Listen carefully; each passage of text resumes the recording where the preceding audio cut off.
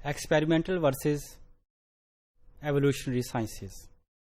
Students, normally तो हम कहते हैं जी अच्छा ये सोशल साइंसेज है, ये बेसिक साइंसेज है। अब जो बेसिक साइंसेज के अंदर भी एक साइंस है, यहाँ अगर हम देखते हो आज हम साइंस के अंदर दो डिफरेंट डोमेन्स को डिस्कस करने जा रहे हैं। इसमें एक है एक्सपेरिमेंटल साइंस क्या है और दूसरी एवोल्यूशनरी साइंस क्या है। पहले हम इसके कॉन्टेक्स्ट देखते हैं।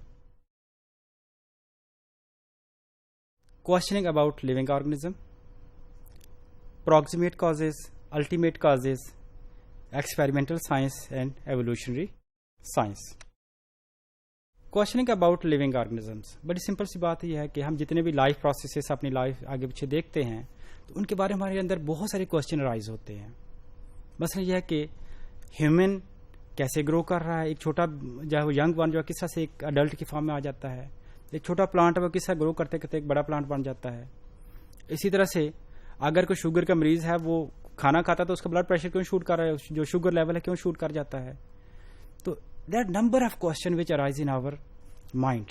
इससे हमारे माइंड के अलावा बहुत सारे और लोग हैं जो साइंटिफिक पर्सन से साइंटिस्ट से डिफरेंट क्वेश्चन करते हैं। जैसे एक स्टूडेंट टीचर से क्वेश्चन कर सकता है कि हाउ सेल डिवाइड्स, या फिर हाउ जेनेटिक इन्फॉर्मेशन, डीएनए के जो इन्फॉर्मेशन वो प्रोटीन कैसे सिंथेसाइज कर लेती है। या फिर एक स्टूडेंट कहता है कि जी सर हर स्पीशीज के अंदर नंबर ऑफ क्रोमोसोम कांस्टेंट क्यों है, स्पेसिफिक क्यों है।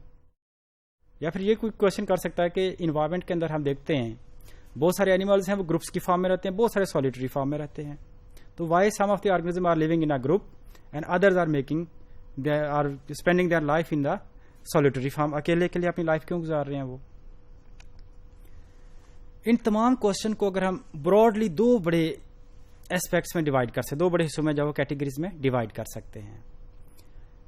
एक कुछ ऐसे हैं क्वेश्चन जिनका आंसर हम जो अप्रॉक्सीमेट काजेज के तौर पर लेते हैं, और सेकंड वन है अल्टीमेट काजेज। तो दो क्वेश्चन की हम दो कैटेगरीज बनाते हैं।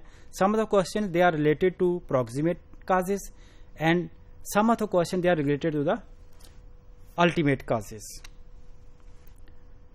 Proximate causes, proximate causes, proximate का मतलब क्या था, प्रॉक्सिमल से निकला है। प्रॉक्सिमल कहते हैं बिल्कुल साथ, करीब, ठीक है, जैसे डिस्टल दूर को कहते हैं, प्रॉक्सिमल साथ, करीब वाले को। तो कुछ ऐसे काजेज हैं जिनकी वजह से कोई फौरी तौर पर या कह सकते हैं कि इमीडिएटली कोई रिस्पांस शो हो रहा होता है।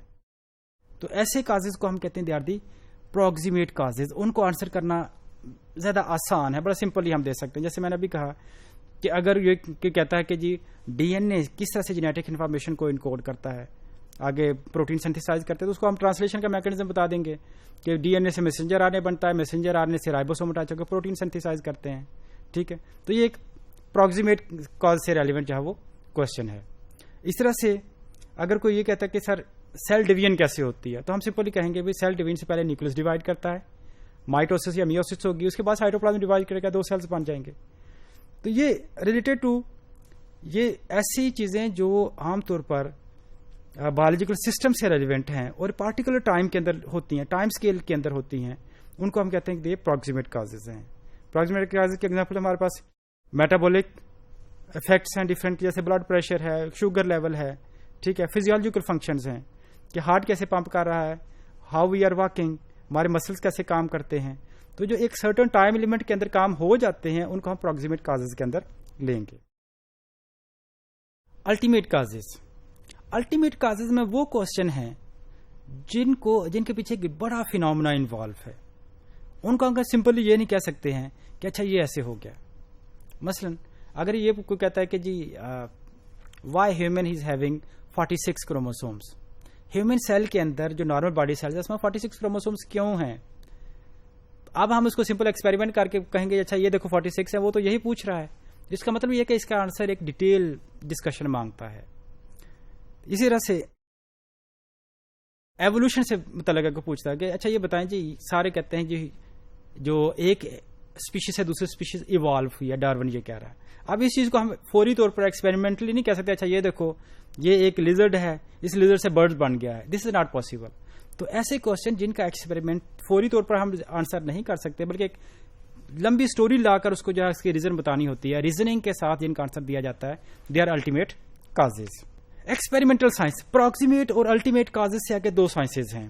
एक्सपेरिमेंटल साइंसेज, वो क्वेश्चन जिनका एक्सपेरिमेंटली हम आंसर कर सकते हैं उनको हम एक्सपेरिमेंटल साइंस के अंदर लेते हैं।